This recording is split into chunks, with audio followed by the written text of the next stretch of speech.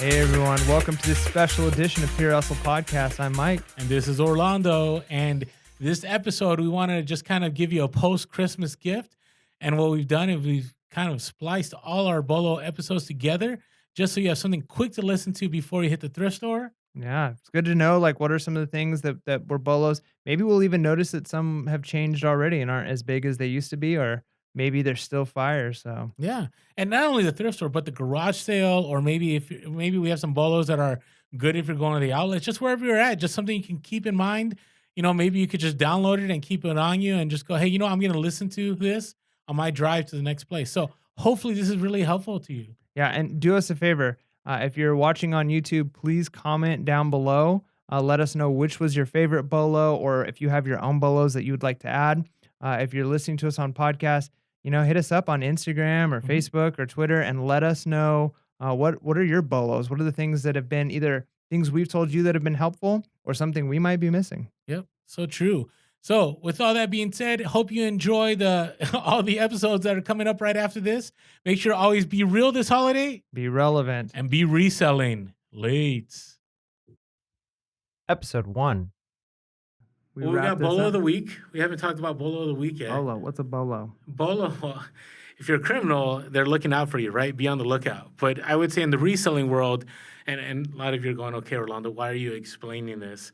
But it's items to be on the lookout for. So You're explaining it because I'm still new, and maybe some of you out there listening are new also. Well, so some items, actually, I'll put this on our social media.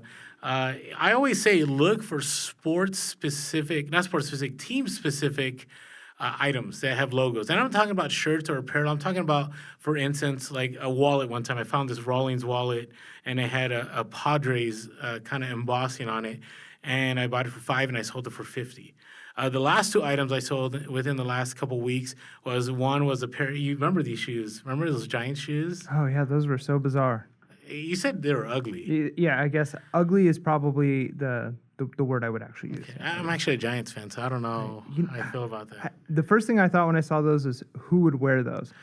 So Other than just being a fan. I would wear them. Okay. Along with my Allen Iversons from the 90s. Maybe this will be one of the things we talk about later, like specific items. But I was surprised to see that shoes were even a thing that people bought on eBay. I didn't realize that. I would say shoes are a big moneymaker. And there's plenty of people out there that share about this. But, I've always found that sports logo specific shoes sell. So these Giants shoes were by Reebok. They were patent leather. They had the Giants logo. And I believe I paid $12 for them, and they sold for $50 within the week, plus shipping. Nice. I found another pair of Charger shoes. There were some Converse. They had the Los Angeles Chargers logo on them. Ouch. Sorry for all of you out there in San Diego. I know. I'm still probably pretty raw. But, I think I paid $3 for these at a garage sale. And I want to say, and I'll put it on our Insta, for about $40 to $50 plus shipping.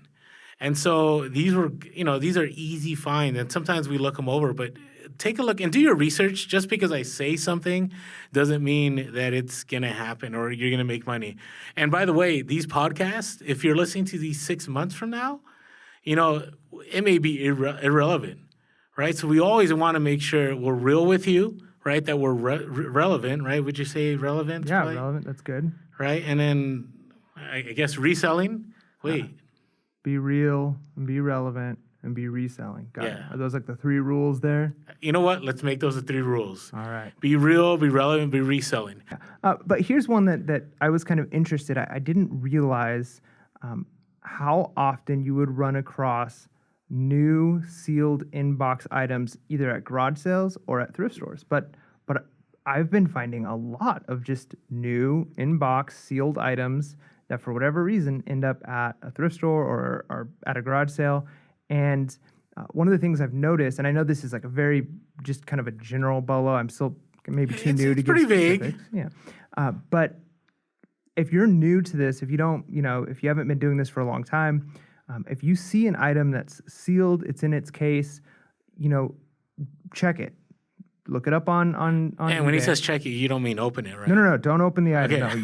No, you've got to assume that it's going to be in working condition. You're going to lose a lot of money if you open it. No, but check it. Do the research. Check it on eBay. See what they're selling for new. because there's a big difference. There's times I look up an item that I see and I'm like, oh, I'm going to make a bunch of money. And then I see, oh, wait, that's new. I have to look at the used ones, right? And so if you can get one of those new items, you make quite a bit more money than you do if they're used. Okay, so let me just take it one step more, just so like to be a little specific. So board games, sealed board games, and I would say not only sealed board games, but sealed board games that are specific to something. So, for instance, I ran across a Seinfeld Clue game, and it was My sealed. my wife would have loved that. She loves Seinfeld. That's her Yeah, well, jam. I won't let her know about it. So, anyways, no. So I paid $8 for it, and I looked it up online, and they were going for $70. Whoa. Right? And it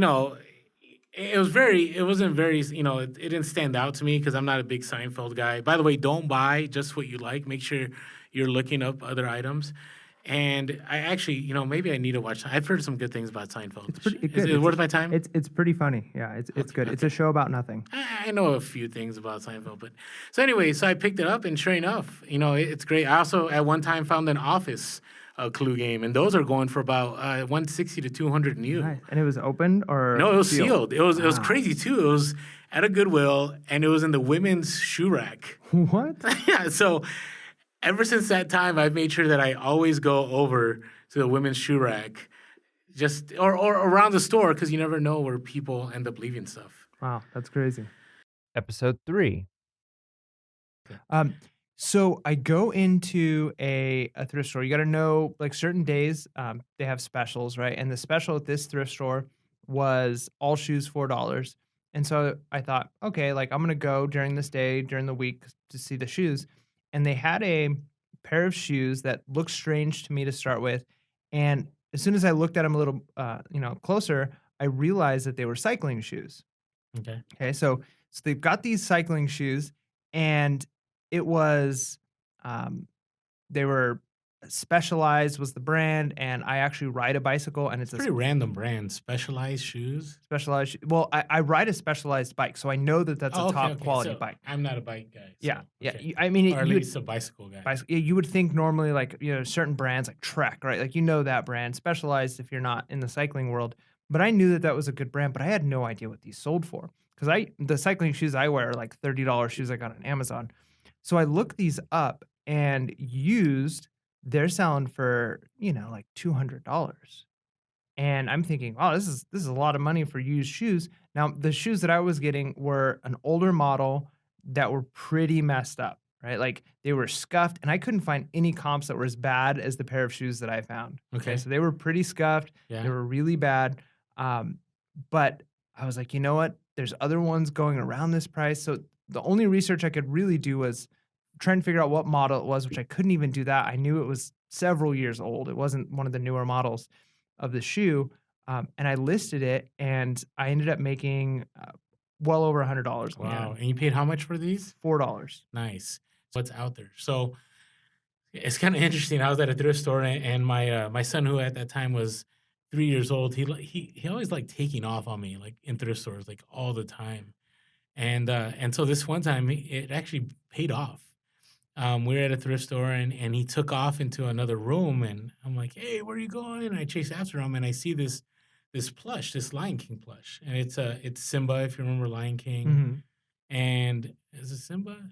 Yeah, it was Simba, and it was going for $15. And so I went on eBay, and I looked at comps, and they were selling for like $20-$30, and I thought, well, it's selling for 15. I don't know. And then I saw some for like 50, 60. And I'm like, you know what? It's worth it again. Oh, and by the way, it was half off on that color tag. So it's nice. 15. So it was like 750, I think. Mm. It's been so long. So I buy it, and I could have just listed it, for 50, 60 bucks.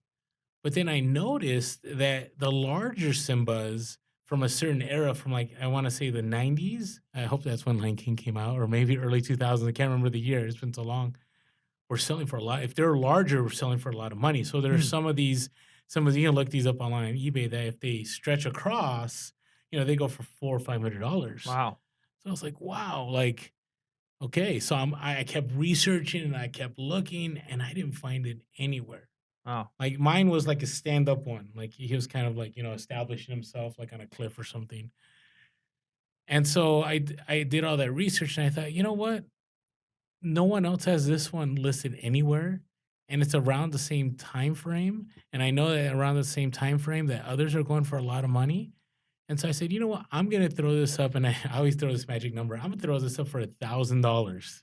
I do that all the time. So if I find something that no one else is selling, but things that are comparable to the same time or very similar to the item, I'll just throw it up for $1,000 or best offer. Okay, so you're telling me you have no idea comps on this thing, and you're actually putting one with 3 zeros behind it. Yes. That's crazy. Well, Okay, actually, that's okay. awesome. I mean, I should try that. 999.99 actually. Okay.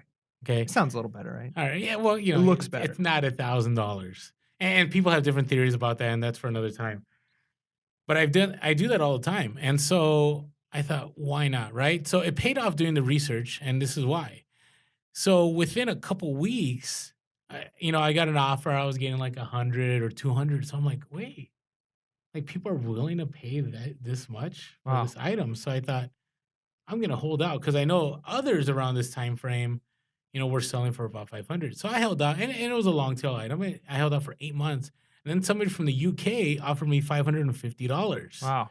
And then they were willing to pay $120 shipping through eBay's global shipping program. You better bet I accepted that offer. And sure enough, I sold it. So, the lesson in all of this is I could have right away, done the quick flip, sold it for 50, 60. And I'm sure some reseller would have picked it up and done exactly what I did and sold it Right. for $500. But I took the extra time to research, and it was very much worth my time. Episode 5. Yeah. And how about bolos? Let's talk about bolos now. BOLOs. Yep. Do you have your bolo of the week? Again, I feel like I always have the least to offer on this one because I haven't been doing this as long as you have. One thing I've noticed that I've seen at quite a few garage sales that I haven't even really spent time looking into, and finally I was at one and I grabbed it as a bundle for something else because I was trying to talk a guy down. Okay. But I've seen a lot of like audio equipment that's not like the typical audio equipment, but like microphones and like things like that. Okay. And I feel like microphones sometimes are a dime a dozen, right? Because there's like the karaoke microphones everywhere that probably are worth nothing. But I found a microphone that just looked like it was one of the many others that I've seen. And I look at it and I grab it, and it was a little heavier than other ones I've actually picked up. And I looked it up, and it was selling for like $100. And Really? I was able to talk the guy down to 10 because I bundled it with something else. But I just think back to all of the garage sales that I walked by microphones, and you never know if somebody was like a hobbyist for a little while. They were doing singing in their garage, or they've got a little band going, so they end up going out and spending money on band equipment or microphones or things that I have no idea that world, Okay. but they have it, and so then they sell it. So be on the lookout for not just a cheesy karaoke microphone, but like audio equipment that, um, you know, learn the brands, right? Like I don't know all the brands, but start looking at that because I see them everywhere, and now I'm thinking I need to learn some of these brands because there's some money to be made. True, and you always have to expand your knowledge Yeah. base.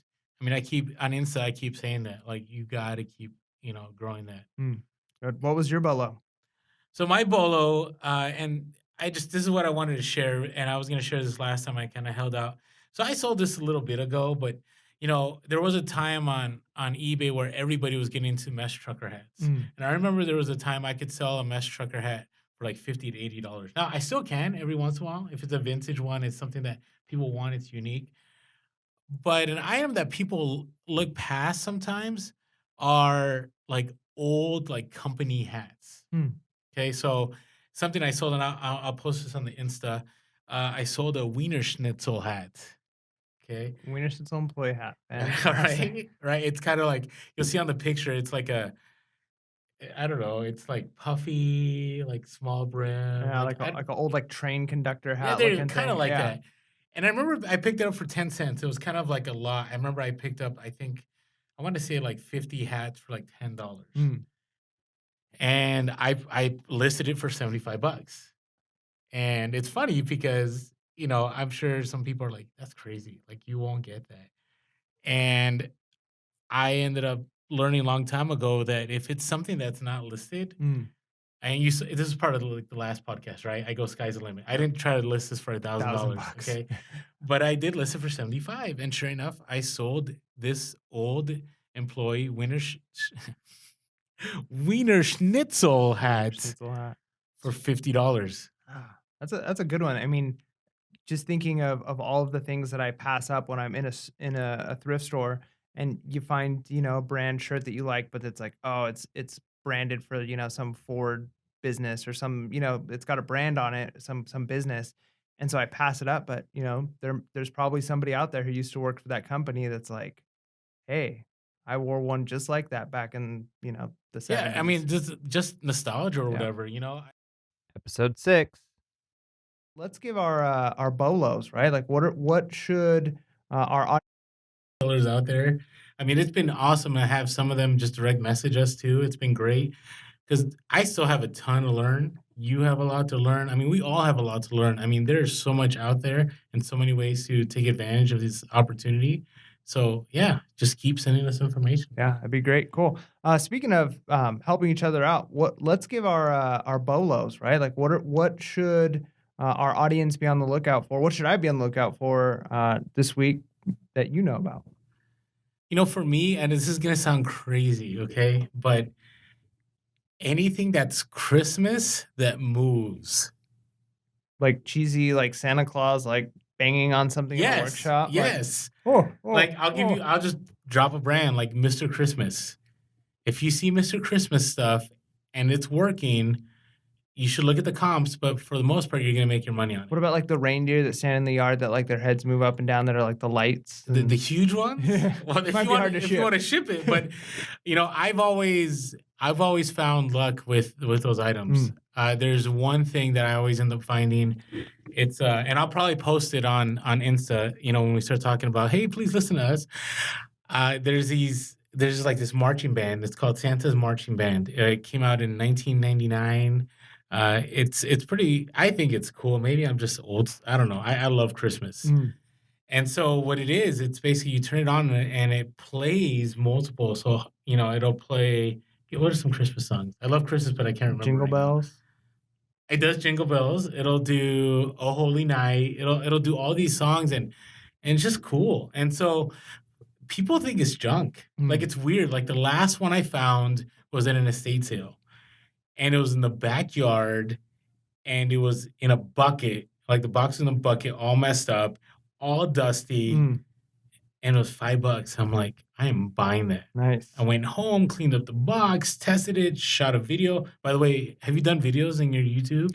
I mean, in your for eBay listings? I haven't yet. I've definitely considered, especially with a few electronic items, like to show exactly how it's working. Because you're trying to describe like it spins, but there's a little bit of a wobble, right? And I don't know enough about a record player to know if that's good or bad. So I've definitely considered doing video. I haven't yet though. I strongly recommend you do it, especially if it's something that moves. There's a website called flippertools.com. Have I talked to you about that? You haven't. Okay, so check it out. A guy in there, he has a YouTube converter. I'm trying to find it right now, but you could probably type in, I'm just going to Google it now live. But what it does is it takes, like, you'll go to the YouTube website, you'll take the web address, you'll take it to this website that's called the YouTube converter for eBay or something to that effect. I think if you Google it, I think you'll find it. Yep, I just found it. It was the first thing that came up. And you copy and paste the YouTube web address.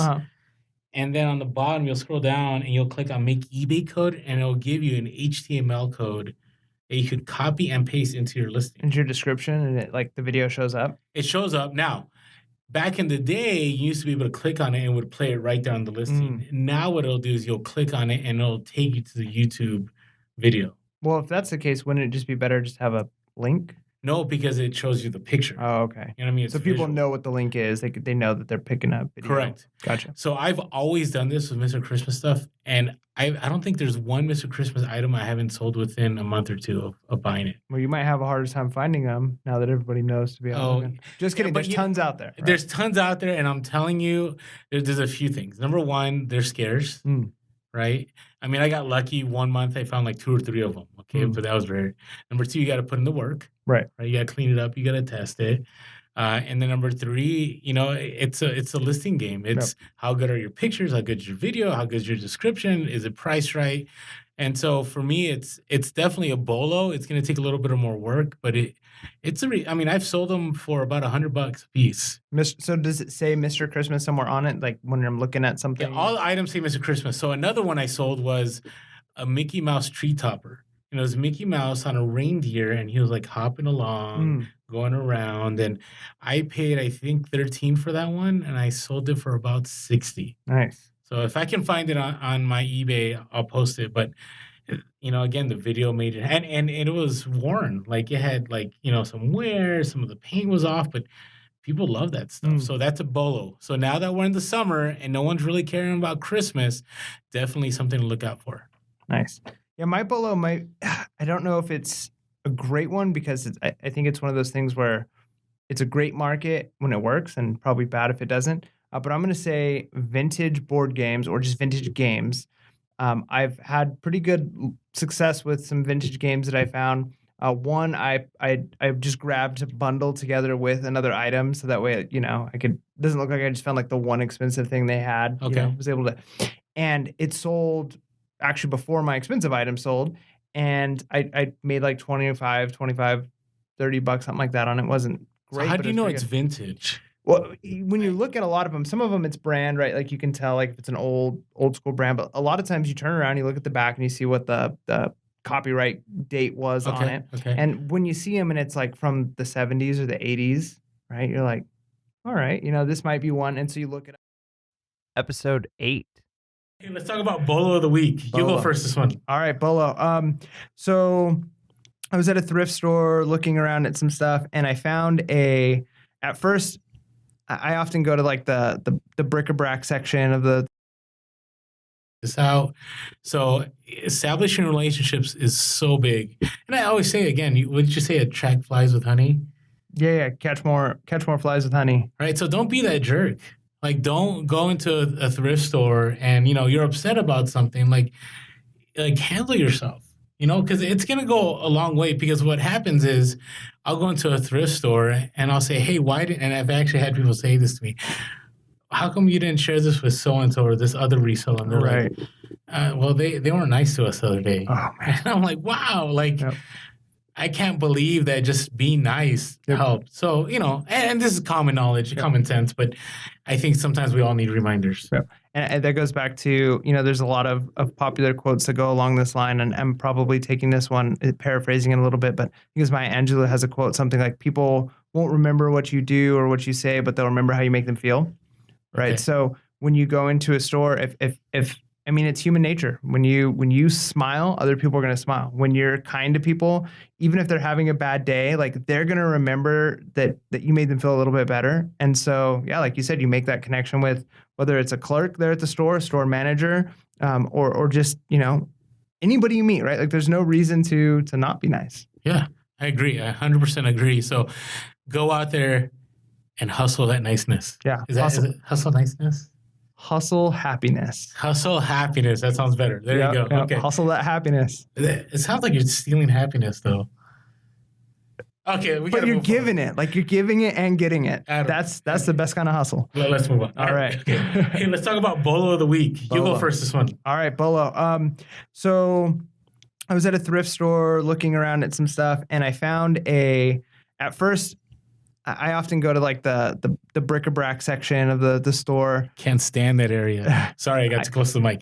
I can't stand that area. Yeah, and I normally don't get very many good things, but occasionally in the bric-a-brac area are like random electronics in boxes that didn't make it to the electronics section. And this has happened to me multiple times because it just looks like, just a white box with something in it, and people I don't think pay attention.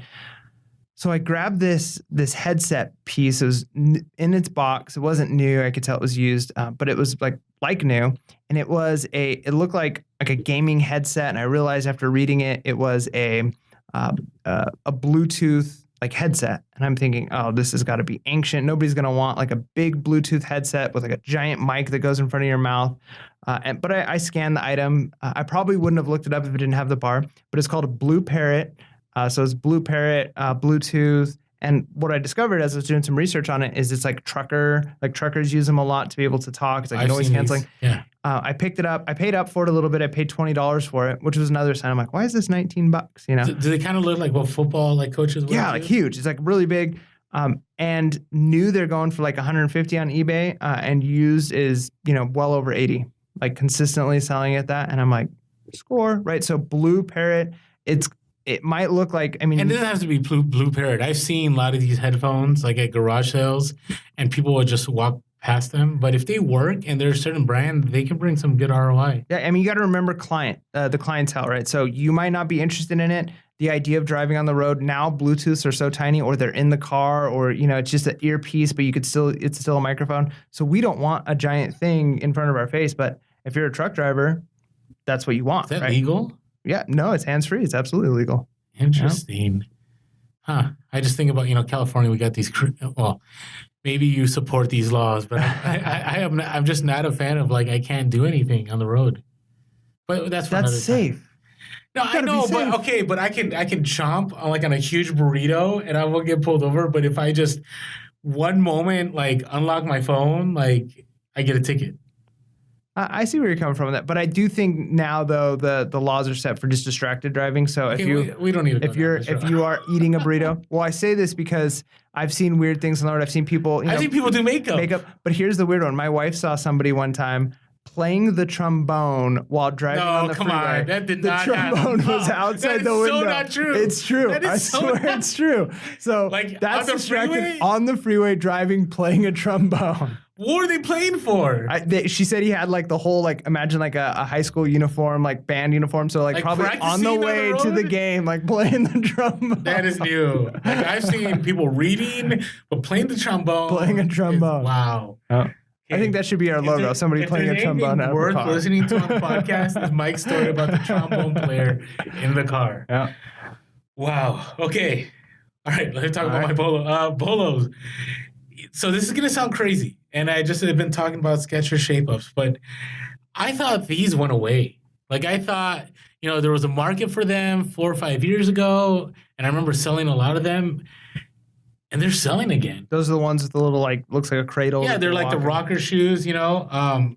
Aren't they, terrible for your, body? Didn't they realize, it's not actually that good? Well, actually, while we were talking, and I was listening, by the way, I looked up, WebMD, right? Reliable. But, they had said, rocker sole shoes have an unstable, strongly curved sole. Walking in them is akin to exercising on a balance or wobble board, blah, blah, blah, blah. Basically, what they said is that they don't help you exercise more intensely, burn more calories, or improve your muscle strength and tone. So basically, your BOLO is an item that is a scam. Well, I don't know, but I remember hearing this years ago that Skechers are proven not to work.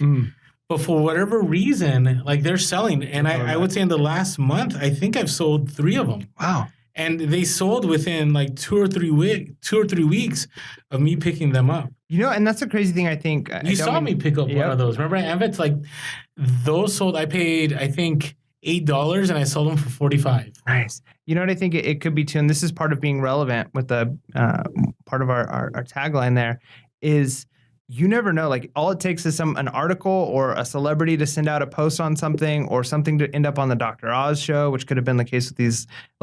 All of a sudden, but that's what I mean. All it takes is one person say hey, got these shoes, lost 20 pounds, and if they've got 1 million followers on Instagram, next everybody's going out to buy them. So just being aware of those trends and what's happening and what's popular at the moment. Yeah, it could be.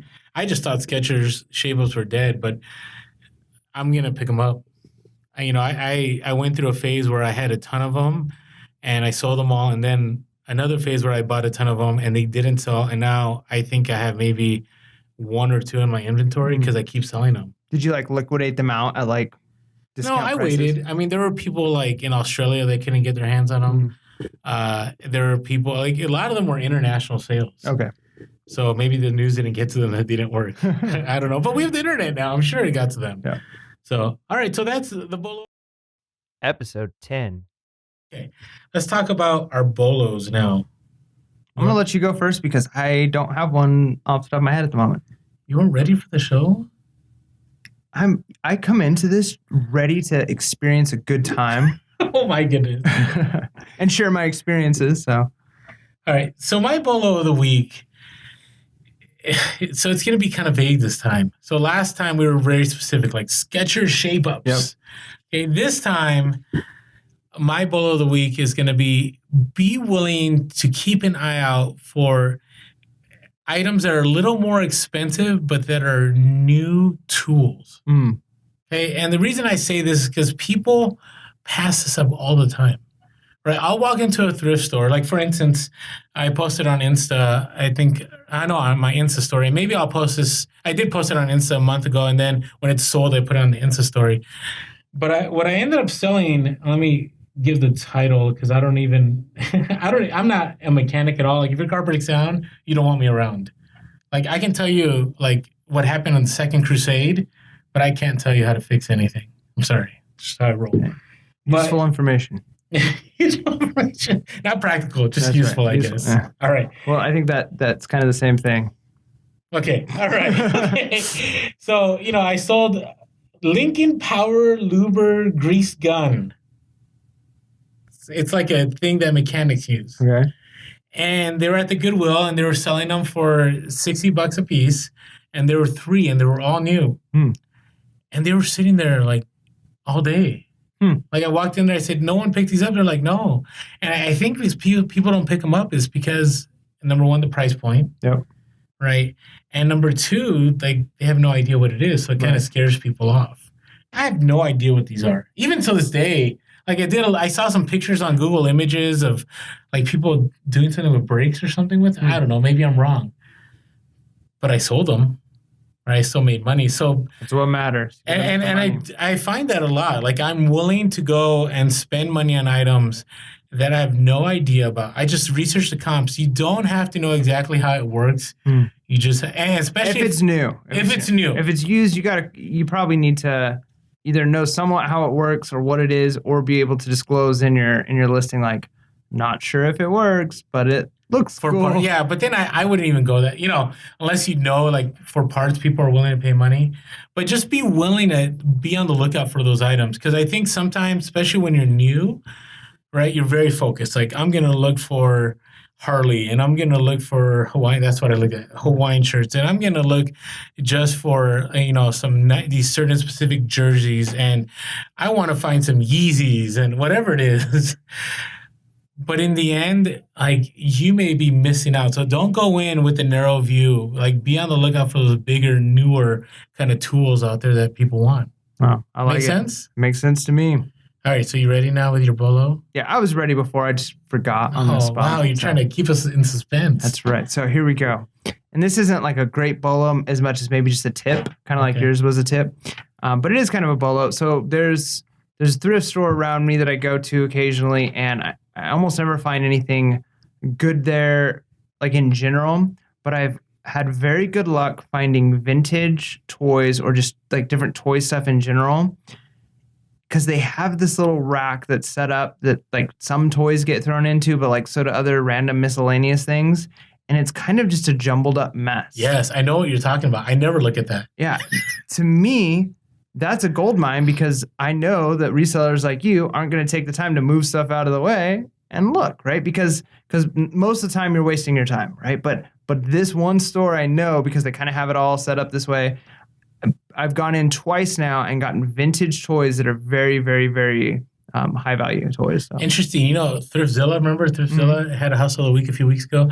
He does that all the time. So if you follow him on Instagram, and you should, Thriftzilla, he sells toys all the time that he finds, like all the time. Yeah, and they're like jumbled up, and he'll set them up and he'll break them apart, take nice pictures, and they'll sell. He makes money on them. So, wow. Okay, Bolo. So big tools that are new and jumbled up toys. Episode 12. There you go. Genius. All right, how about Bolo? Talk to me about Bolo of the week. Here, let me do mine, because it goes right into buckles. I want to talk to you about buckles. Buckles ebb and flow on eBay. Sometimes they do well, sometimes they do not. I want to say about 3 months ago, I was at a garage sale, and a guy had 100 buckles. You're going to see, you love these stories, right? It's great. It's great when it's not me. I'm not jealous in a bad way. I'm really happy for Orlando when he makes a lot of money.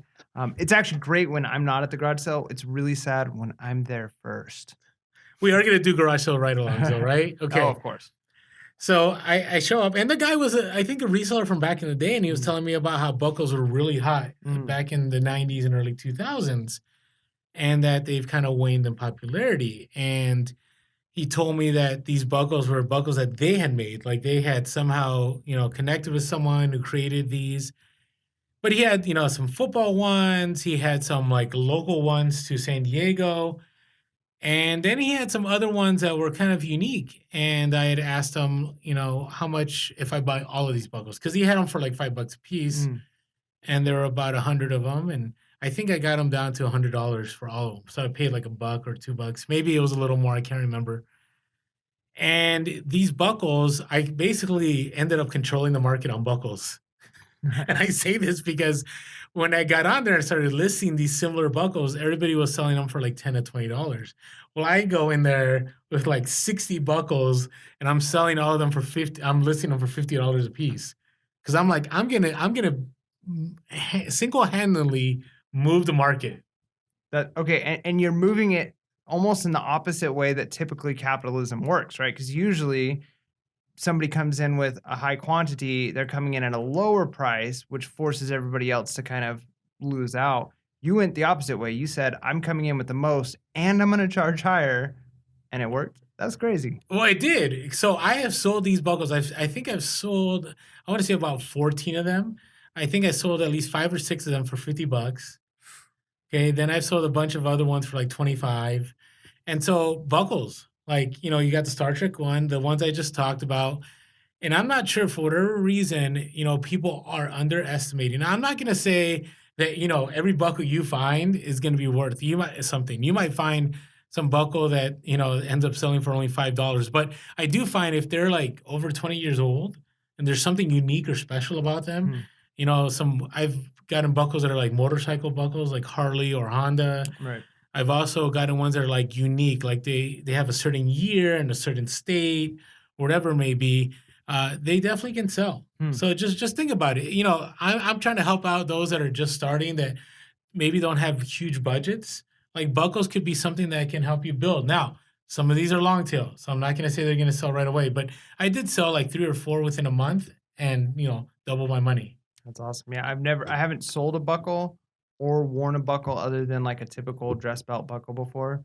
I kind of feel like I want to get one now. I didn't realize they had Star Trek buckles. I would totally rock that. Wow, or Star Wars.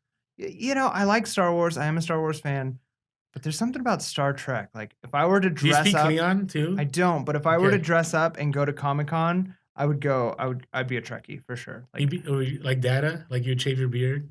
I would have to go as a Klingon because then I can kind of keep the facial hair maybe and look a little more gruff. All right. What about your bolo? Ooh, okay, my bolo. So, and maybe I'm totally off on this and everybody knows, and this isn't like new to anybody, but I feel like with audio, specifically like speakers, everybody knows BOLOs, right? Like you find a lot of speakers that you pick up that are like cheap. Every thrift store has a bunch of Sonys and stuff that are like super, super cheap. Or JVC or something Iowa like that. Yeah. And then you see BOLOs and you're like, score, right? Like that's what you're looking for. All of you audiophiles out there know this. Polk audio, right? Polk audio is and some people might disagree. I've always felt I grew up listening to music on high-end vintage equipment. Polk audio smashes BOLOs. I think it's way better. Really? I think a lot of people do too. Now it has to be the older Polk audio stuff, but even the new Polk audio stuff sells. But anyways, I say all that because I've been in a couple thrift stores and found some Polk audio that it's like, wow, I can't believe I'm seeing Polk audio speakers here. And again, maybe I'm wrong. Maybe the market is not what I think it is. There's some truth to what you're saying. But you don't see Polk audio as much at thrift stores or garage sales, even as much as BOLOs. I think it's a little bit rarer of a type of speaker. Well, I'm at a garage sale last weekend, and I find 2 boxes of... That's right. You posted this on Instagram. 2 boxes of in-wall or in-ceiling speakers. So the box has 2 speakers in it, and you actually install them as if almost like they're car speakers. You install them in your walls, and they were Polk audio, new in box, never opened. I paid $25 each. The guy was asking for, I think, 40 each. He wanted 80 for the both boxes, and I was able to talk him down. So I take these home, I post them on eBay. Within 10 minutes, one of them sold for 130. I was asking 150, but I took the 130. You should ask for more? Maybe I should have, but I was okay with it. I mean, because others were selling at 150. That was what the comps were selling on Okay. them. So I feel like taking a $20 cut for an instant sell just for like the yes was worth it. And then I got 145 on the other one within 24 hours of that. So I sold both boxes in a 24-hour period. Polk Audio. It is amazing. And if you haven't ever listened to music through Polk Audio speakers, they're amazing. Go buy some. Episode 14. Okay. All right. Bolo of the week. What's your bolo? What's my bolo? All right. I don't think I've talked about this before. I think I've talked about sealed products before, of course, but when I was out of Egypt, I found there were, and I found Still cracks me up. Out of Egypt. Out of Egypt, I found multiple. They were Kodak printer ink cartridges sealed, right? Okay. In the box sealed. And this is probably the fourth time that I found like this brand, the Kodak brand for like this specific printer. And every time I've picked them up, they sell within like 2 or 3 weeks. Nice. Yeah, for like good profit? For really good profit. I was at one garage sale a couple months ago and I picked up a bag full of them. I think there was like 10 of them in the bag. Okay. And I paid $5 for the whole bag and each one sold for like $25, $20 to $25. Wow. And then yeah, I think I bought. Are they expired or are they like current? I don't know. Do they expire? I don't know. People sell expired ink. That's why I ask. I mean, I take pictures. I haven't heard anything back on any of them. I guess maybe I should double check that next time. So my bolo is turned into maybe an uh-oh. No, it's not an uh-oh because people will buy expired ink. But I think you're good. But yeah, so I mean. As long as you list that it's expired. Yeah, actually disclose that. Yeah. Okay, keep going. Yeah. So, I mean, yeah, there you go. So if you're out and you see non-expired ink, pick it up. Or expired. Just look up comps. Just make sure you look up comps and make sure you're clear in the description of what you have. And while you're doing that, if you're looking at computer inks, I see them at Salvation Armies and Goodwills all the time. A lot of times they'll be the big toner cartridges. Oh, yeah. And a lot of times they're the off-brand. Okay, so if it's like an off-brand ink version. Seen you sell those. I've sold a few. But if it's the off-brand and it says like for Canon, blah, blah, blah, or works for, they do not sell for as much as if they're the authentic Canon. Oh, no, that's true. So make sure the off-brand is okay, but the comps are going to be much, much, much I don't know lower. if I would even make the off-brand a bolo. Would you make it a bolo? I would say be on the lookout for ink, sealed ink, probably not expired, maybe expired. If it's off-brand, be very, very picky. Make sure that it's selling. Maybe it's a unique printer. That they aren't making ink for anymore. But yeah, stay away from the off-brand for the most part. Try and find the on-brand ink. Okay, I would say go on-brand because, I don't know, the off-brand scares me. It does. And here's why. Let me give you an example. So I still use an old Epson printer, and I buy knockoff brands all the time for it. And sometimes my Epson will say, update firmware. So I'll update the firmware, and then all my knockoff ink cartridges that are in there no longer work. It'll say like these aren't genuine. Please buy genuine Epson ink. So you got to be careful because what'll happen is, you might sell something and somebody will pick it up thinking it's awesome, and within a week, like they can't use it anymore. But I feel like people understand that when they're buying off-brand ink. No, I know. But all it takes is one buyer, right, to kind of give you a headache. Yeah. Or you just keep moving. I don't know. I mean, I feel. I'm just gonna say, I mean, this is on topic, but it has nothing to do with selling it. Ink is a racket, man.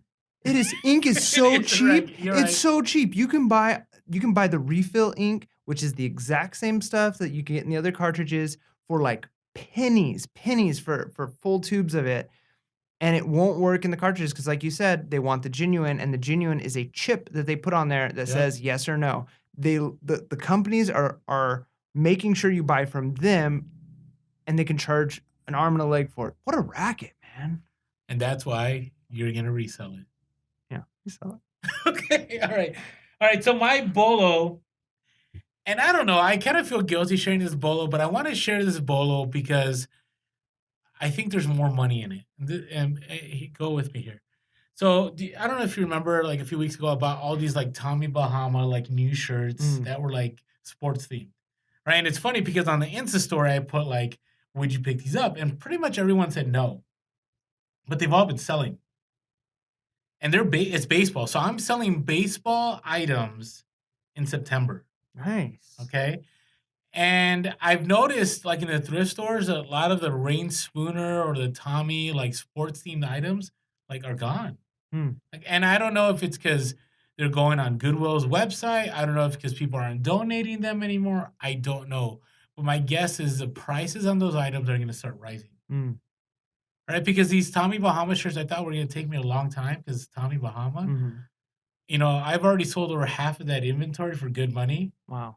And I just threw it on Insta. Goes, hey, wonder where this is gonna land, and they've been selling. Nice. So I'm just gonna throw it out there again. Look for sports themed Hawaiian shirts. Yep. I sold one. Not a Tommy Bahama. Oh, the Padres one. Yeah. Yeah, but if they're Tommy, if they're Rain Spooner, if they're even Kahala, like they will sell for money.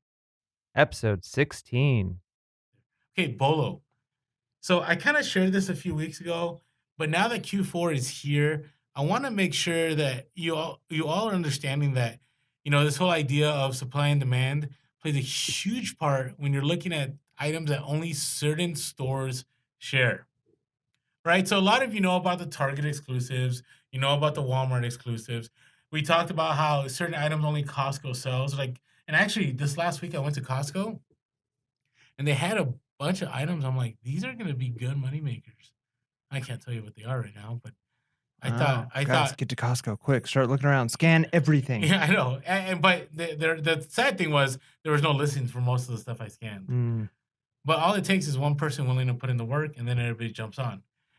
But I want to let you know, like, look for now. Don't only look for like store exclusives. Look for items that only certain stores sell. Like right now, I think of a certain game that you can't find at Walmart, you can't find at Target, like, but you can find them at certain discount stores. Mm. And I know that game sells for, you know, 3 times of what I put into it. So I want to make sure we're looking into that. So that's my bolo. It's good stuff. I like it. What do you got? My bolo. Again, I'm not an expert. This is my first season doing this, winter season. So every kind of, I feel like things change. But I've been picking up some snowboard boots and skiing boots, and they're Okay. starting to sell. And I've noticed that more of them are ending up in thrift stores right now. So I don't know if Yep. that's thrift stores have kind of been holding them until it's getting towards winter season, but they're coming out at relatively inexpensive prices because I think people, you know, it's not the season 100% yet for people to be out snowboarding and skiing and things like that, but we're getting there and people are starting to recognize that and I'm selling them. And so if you see snowboard boots and ski boots, look it up. Might be a good model, might be worth something. Yeah, definitely do the research because those run the gamut. Oh yeah, I found some that it's like the thrift store is charging $15 and they're selling for $8, right? They're just worthless. But you know, there's some where the thrift store is still selling it for $15 and they're like $200 boots. So Nice. Episode 18. For the bolo of the week. All right, bolo. All right, I'll share my bolo real quick here. And you've seen me post these, and I'm just going to give the brand name because, you know, there's a lot to go around. But Sorel boots, Sorel, like those will sell. Even if they're messed up. I mean, if the soles are like destroyed, they're not going to sell. But if they're, you know, there's like snow wear on there, if they're dirty, you know, some cosmetic issues, you know, if you can pick them up at a good price point, like $5, $10, even sometimes at $20, you can flip them from anywhere to 50 to 100 and maybe more, depending on the model. But I've sold probably 5 Sorel boots in the last 2 weeks. Nice. So they're definitely it's that time. Yeah. Right. And what they are, they're not like ski boots, but they're like winter, snow, inclement weather kind of stuff. So, you know, if you see them, pick them up. Sorel boots. What do you got? It's good stuff. All right, mine. I know this because my wife collects Spode Christmas ornaments. She gets one every year. Okay. And I was out some garage sales and I saw several boxes full of various Christmas dishes. Some were Spode, some were another brand, like a Japanese brand. And so because there were a lot of Spode in here, I was like, well, I'm going to pick these up. So I bought like these 3 boxes full of dishes, got home, cleaned them up. And already, like within a few days of posting them, I've already sold most of the Spode stuff. Wow. Spode SPODE. They make Christmas ornaments. They make Christmas dishware. Their logo is just like a Christmas tree with like, I mean, if you know Spode, look it up. If you see any of their stuff, Christmas stuff, it is like gold. People love it. And you sharing it is what I love about reselling. Like, think about it. I'm talking about Sorel boots. You're talking about like dinner plates. Yep. Right? Other bolos, you were talking about speakers. I was talking about like certain kind of Hawaiian shirts. Yep. Like, we can share, but there's still going to be stuff out there. Like, I've never even heard of Spode before. Like that's incredible. And think of how many you've passed up, and now you'll never pass up a Spode again. Yeah. And Episode 20. I never thought about the hockey jerseys are a bolo, but I think every hockey jersey I've had, I'm trying to remember, I think I've sold every single one of them for more than $50. Yeah. And most of the time I pick them up used for $5 to $10. Yeah. And maybe part of it too that we were able to pick them up so cheap here might be one of the few benefits of living in California is that hockey is not a big deal, so there's not a big market of people looking to buy them. Is it? Yeah, it is in certain parts of California. Certain parts of California, yeah. But it's that's I feel like a relatively new phenomenon. Like I don't feel like hockey has been huge for very long, but I think recently people are starting to get into it. No, I agree. And the reason I make this about some of you are like, Orlando, jerseys, really? It's because a lot of people think about basketball or they think about baseball football. Jerseys, even football. But hockey is one of those I don't hear a lot of people talking about. Yeah. It'd be really cool as if there's money in like bowling jerseys. Bowling? I don't know. Are there bowling jerseys? Yeah, man. There's professional bowlers and they have like sponsors and stuff. I'm sure there's jerseys. Okay. People buy them. All right, maybe one day. All right. Not a bolo though. Not a bolo. It's hockey jerseys. Maybe a bolo. Maybe, right? That's true. All right, Mike, what do you got? All right. So this one's weird because it's not like a, hey, this is fire, you're going to make a ton of money. But we've noticed in our Posh store, we've got a lot of items. Some items are like the really big name brand ticket items. Some items are just kind of like thrift store finds where it's like, hey, this is a cute item. I don't know. It's not like a name brand.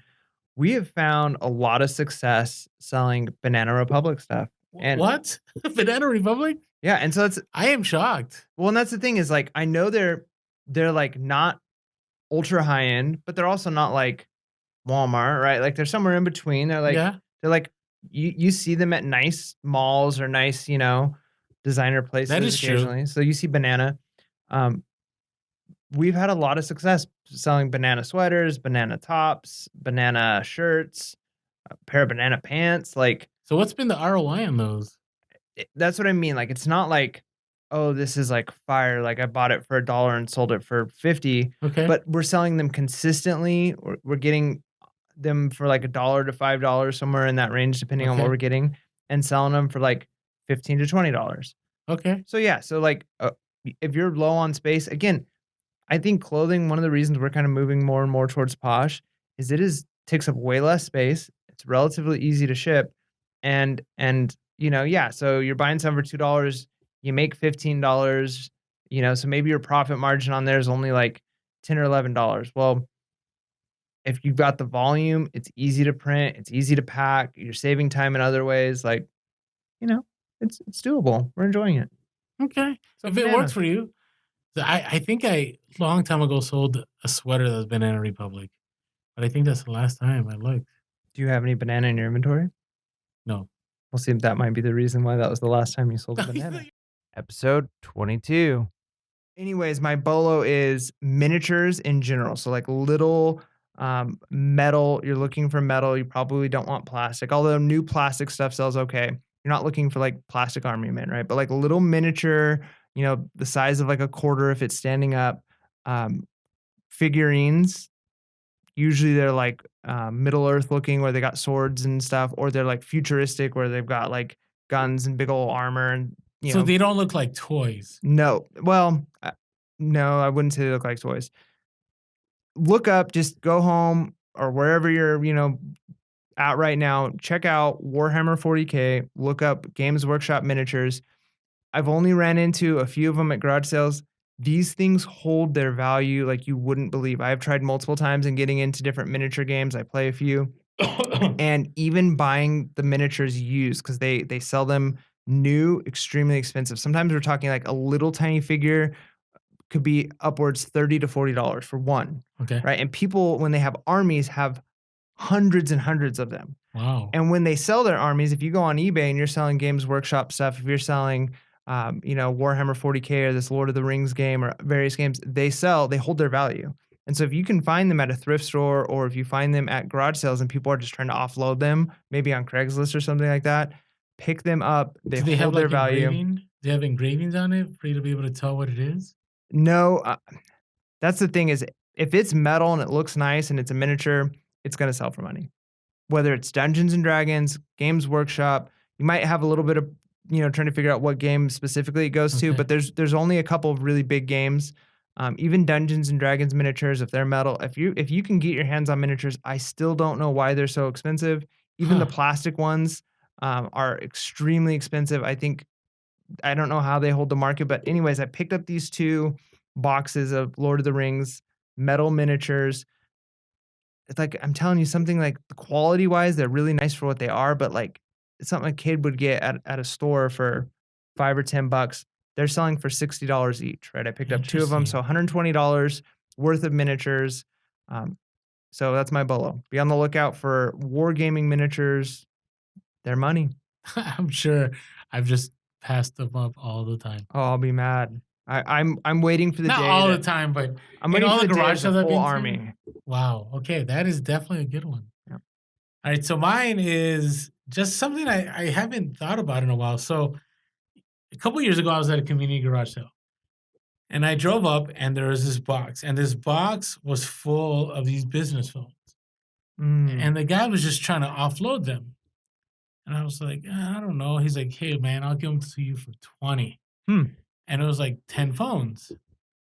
And then I looked them up on eBay, 1 or 2 of them. And, they're going for like 30, 40 a piece. And I was like, okay, I could do this. And so I picked them up and then I went home and I went through all of them. And I think I sold, how many phones did I say I had? I had a bunch. I don't remember. But let's say it was 10 phones or whatever it was. I sold them all for $150. I just logged them all. I didn't even say they worked. I just said untested, there's the power cord and that's it. There's no other cables. All sold for $150. Episode 24. All right. Let's get to our bolos of the week. Bolo. I'll go with my bolo first. Go for it. Okay.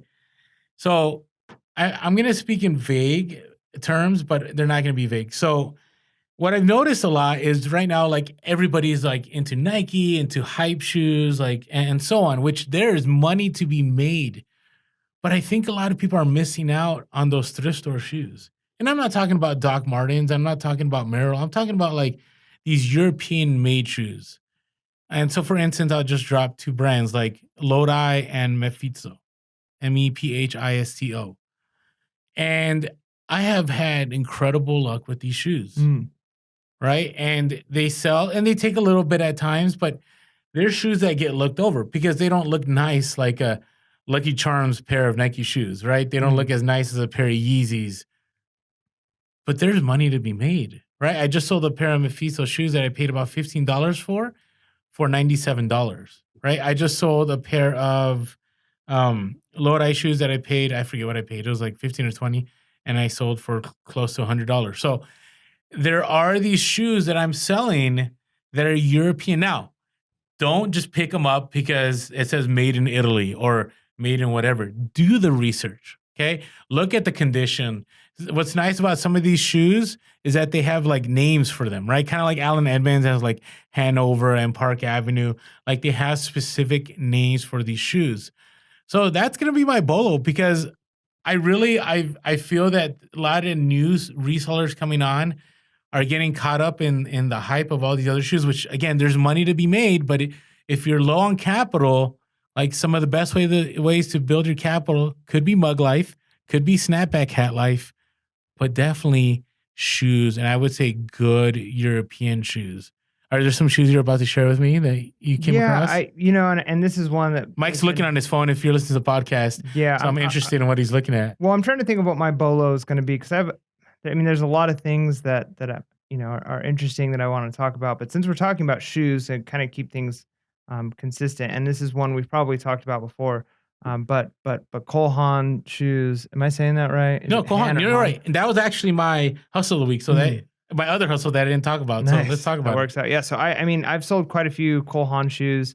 I picked up one actually this Sunday when I was at the thrift store with my dad. I was able to show him the brand and say like, hey, here's one to look out for. And a lot of times I see them and they're beat, and it's not like the Allen Edmonds. I felt pretty comfortable getting with some nicks. Cole Haans. I've got some that have been sitting for a while, and I'm not sure if they were good buys, but I've had pretty good success by buying them and selling them. The key though is getting them at the right price. I feel like Yep. garage sales, you're almost always going to get them at a decent price. Certain thrift stores, I feel like we've talked before, thrift stores have their weaknesses. Some thrift stores, they I don't know if it's they know shoes or they just automatically put shoes very expensive. But there's times where it's like every time I see Cole Haans, the bottom of the shoe, it's like, oh, 19.99. Nope, not going to pick it up unless it's like a specific one. Um, but, I was able to pick up one at a thrift store that normally has them for really high for $4.99. Wow. And how much did it go Really for? clean pair. I haven't listed them yet. I actually don't even know if I did any research for them yet because I just Okay. picked them up a couple days ago. Yeah. But I know they're good. I mean, I think they're penny loafers. They're in like perfect condition. They Yeah. look great. And here's what's interesting. So again, the Bolo was European shoes, right? Not any specific, but some brands to look at are Mephisto and what's the other one? Oh, Lodi. And, there's another one. Meslon is one, but you got to research them because there are some that you'll pick up and like there's no money in it. There's not worth anything. And so, because I made the mistake that some were worth money, and then I just picked them up whenever I saw them, and then they've been in my store forever and haven't sold. But I will say, Cole Haan, the market's gone up. It's kind of like shape ups. Like the market was high, it went away, and now it's back up. Episode 26. Same house. My Bolo is coming Really? from. Yep, same house. So, when I very first started reselling, in fact, it was before you and I went on our ride along that first garage sale. Yeah. I decided, okay, I'm going to try this. I'm going to go to a couple garage sales, and I picked up that encyclopedia set of like ship books. Okay, I remember those. Yeah. And they sat for a while, and they were heavy, and I didn't think they'd ever sell, but they actually sold for a decent amount. And because they shipped media mail, like it wasn't, even though it was like, I think like 50 pounds of books, like it didn't cost as much as I thought to ship. Yeah. So I was like, okay, like I'll probably never buy books like that again. But they sold. I remember that. Yep. Well, anyways, I'm at this house and I see a set of like encyclopedias, and then I look at what the brand is, and it's Time Life, which is the same brand that those ship books were. And this one was a Civil War set, right? 28 books, and so I think the last one was like 15, but they're thinner, so they're not quite as heavy as the other set. I'm looking them up on eBay. I'm looking up comps, going for like $120 For the 28 for the books, 28 book set. Okay. Yep, and selling like at regular. So there was she had two other Time Life sets. I think one was incomplete and the other one was like a small one. And I looked those ones up also, and they weren't going for as much. So it's not that every Time Life set goes for a lot, but there are certain ones that if you can get a complete set of Time Life books, and this is the third garage sale now I've been to where people have had entire sets. Look them up. Don't, even if you're not a book person, because if it's a complete set, there are collectors. So you picked them up, obviously. Yep. So talk to me about how you shipped them. Like the last set of books. What did you do to ship them? A big box. No, I know, but like, so I've never sold. I think maybe once, but and I've sold a lot of stuff over the last few years, but I've never sold like 28 books at one time. Mm-hmm. So do you just like stack them and like put padding all around it? Yeah, I did that time. The first time I shipped out the books, which the person received them. I was happy with the way they received. I even had I think I took like a large box, like either a medium size, I think maybe it's a medium size like Home Depot box that I cut down the edges and folded it over a little bit, just so I didn't have to use as much paper padding. But I've sold a lot of other books since then, like sets of like textbooks or homeschool books or whatever. So when I sell a set like that, now what I'm doing is I'll take like 4 of them, I'll like wrap them in like the saran wrap stuff, whatever that's called. Yeah. So they don't move, and then I'll put them down. I'll do a few stacks like that, and then in between books, especially if they have nice covers, like I'll put like a piece of paper over like one piece of paper will do like 4 or 5 books, in between the covers, and then you wrap that. And then, so then I just use paper as padding around it and good to go. Nice. I was interested because I've never sold that many books. It was heavy. Like, I think I took a picture. I can't remember how much it was, but I took a picture of the box on a scale, and it was extremely heavy. This set is not as heavy. It's probably only like 35 pounds, but it's still. But I think still that's a some great weight. bolo because like I still won't pick those up. Even after you told me that, like that's I paid $6 for the set, and they're selling regularly on eBay for 120. I just don't know if I could do it. You gotta do it, man. I know, but that's the thing. Like that's what's awesome about reselling, right? Like there's certain things that I pick up that Mike won't pick up, and there's some things that Mike tells me, and I'm just like, I don't know. I don't know if I want to deal with all that. So be on the lookout for Time Life books and decide, do you really want to ship that many books? And they're heavy, but if it's you, but it separates you from the be competition. on the lookout. Orlando will not be competing with you at all. If you ever run across a Time Life set at a garage sale, send me a text message. I've seen them a lot. Yep, send me a text message. Okay, all right. Or maybe we need to do garage sales together. We haven't done one together in a long time. That's some serious competition, man. Because then it's a fight. Then we're elbowing. Then you no. get into my box, and I'm like, get out of my box. No, but think about it. The last two garage sales we went together, we only totally different stuff. Only one time I think you were a little annoyed because remember, like you were looking at stuff, and then that's when I got all those pennants. Yeah, I mean, I wasn't annoyed. I wouldn't have thought to look at the pennants. So yeah, that's the only. But most of the other time, we're not looking at the same thing. It's true. So that's what I.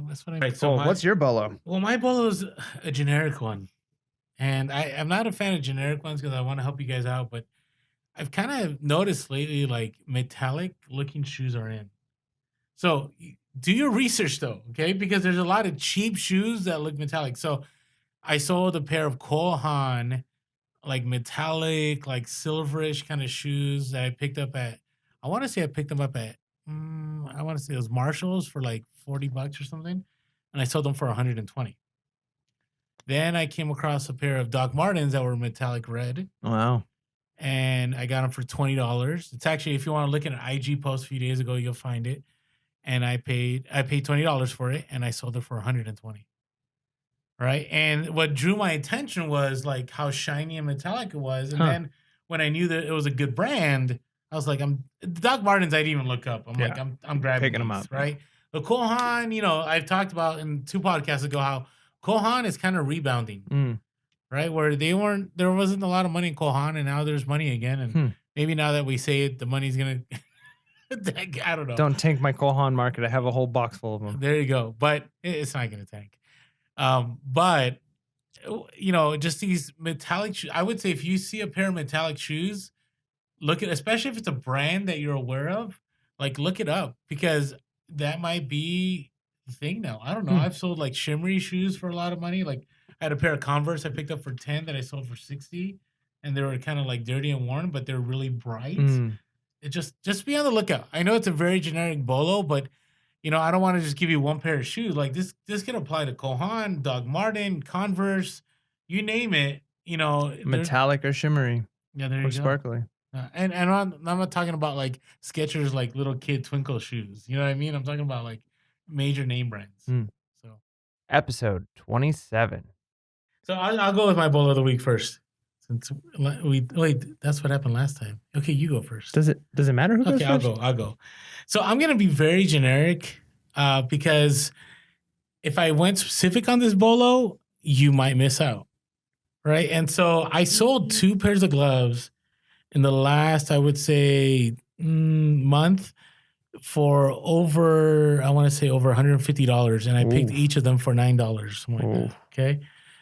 But they're not winter gloves, and they're not like anything special. Well, they are, but they're not.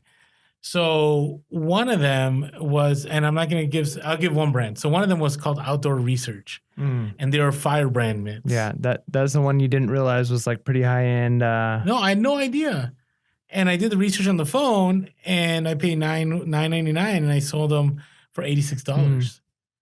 Right, and then I had another pair of like winter kind of outdoor gloves that were new with tags. I researched those. I paid, I don't know, I want to say $6 and $9, and I sold them for about $90 or $100. Wow. Right? I can't remember. It's been a little while. But again, I'm looking for like Gore-Tex, or Right. I'm looking for like North Face, or I'm looking, for some kind of specific brand. Mhm. But I would say, take the time. If there's a bin full of gloves and there's some of them that are new with tags, it doesn't hurt to do the research. So that's the BOLO. Like, look at gloves, specifically if they're new with tags, it holds its value if they're quality gloves. Yeah, no, that's good. I think going along with that idea is it's taken me a long time to realize. I used to think when I was young that the only difference between expensive clothing or expensive items and inexpensive items were like a logo that was on it, right? Like it's just a brand. Yeah. But what I've come to realize is they're definitely, maybe you get to a point where it's like, okay, this is obnoxiously priced for nothing more like useful. Mm-hmm. But I think up to like decent high end and mid-tier items, like there is a clear quality difference, right? So you can probably just in a bin of gloves be looking at them, and even without looking for a specific brand, if you see a brand you don't recognize, but you can tell like, oh, this is quality. Like this is made nice. It seems good. Like you can typically tell, especially the more items you touch and look at and feel, you'll realize like this seems like nicer material than the others. And one of the best tips I've received as to, how do you know? Part of it is through a lot of experience. The other one is you should go to some high-end retailer, right? And, just get a sense of how their leather feels there, and then go to Target or Walmart or somewhere and see how their leather feels. So you're saying like go into like a Coach store and like, yeah, something like that. What would be high end? Like, should we go to like Nordstrom? Not like a Nordstrom or a Neiman Marcus or, one of those stores that we never shop at. Or Bloomingdale's, Maybe that's what I'll do. I'll go to Nordstrom and I'll make a day out of it, and I'll just look at brands, write stuff down, research, see what's selling. Yeah, some people do that, and you come across great stuff because it's not only like Nordstrom brands or Neiman Marcus, it's other name brands that sell within that store, right? And if you're out in the wild thrifting, you go, hey, I remember I saw this and it was going for this much at this store. And it definitely help you out. So that was a BOLO, like what to do. Hey, that was the BOLO tip. Life-changing, potentially, parentheses, potentially. I can't believe like we're reaching the end of Q4. Yeah. Are you ready for my BOLO? Are you going to cut me off? No, I was going to wrap this up right now. I was like, no more. We don't need to hear. Oh, okay. No, go ahead, Mike. What do you got? All right. BOLO. You ready for this? I'm ready. I'm always ready. So we've talked a little bit about this idea that January might be a big month, right? For eBay selling. Hopefully. Just think for a moment, what is it? It's another majority of people know. What do majority of people do like first of the year? Oh, they work out. They go to gyms. Fitness equipment. Yeah. Fitness equipment is my BOLO. Obviously, don't pick up shake weights and think you're going to sell them unless it's new in a box, right? And the local game is strong when it comes to, especially in January, like fitness equipment, the local game. Because, shipping out weights. Oh, yeah, don't do that. But like, I've had surprising success with like workout DVDs. There's been quite a few things that I found that are definitely shippable. And then, like you said, local game I think is good. Thank you so much for listening or watching this compilation episode. We hope that you were able to get something out of it. We are really just so excited about everything that we were able to accomplish this year in 2018 with Pure Hustle Podcast, with our reselling. It's just been a great year, but we are even more excited about what 2019 has to offer. So please make sure to keep listening and keep watching. We have a lot in store for next year. Merry Christmas and Happy New Year.